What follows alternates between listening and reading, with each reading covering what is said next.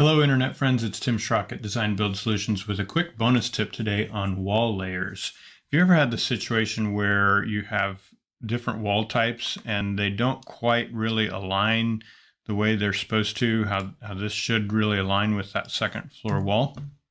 Well, let's get into this here and I'll show you how to fix that. What we've got is we're modeling an addition, a previous addition, where the wall was aligned with the brick and not with the stud. And so my thicker brick layer is getting intersected, if you will, by this addition, this siding wall type out here. So I'm going to select this brick wall, this vertical one, and in my edit tools at the bottom here, I'm going to click on Edit Wall Layer Intersections.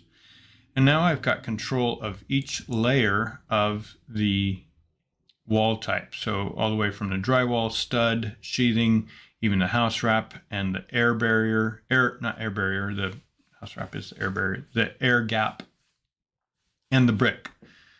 Each of these little diamonds, it has control of that. And I'm going to grab this brick layer and pull it out level to where it's kind of like flush with this brick layer on the rear.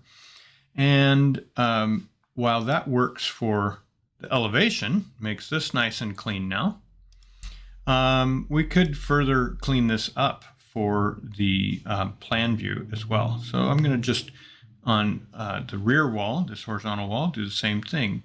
Select the wall and click on Edit Wall Layer Intersections and drag this out.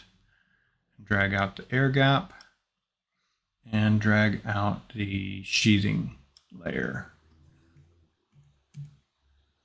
Deselect this a couple times and looks good. There you have it. Edit Wall Layer Intersections helps with this scenario and makes it look so much better. I'm in Chief Architect Premiere X14. This goes back a number of versions. I want to say 10 or 11.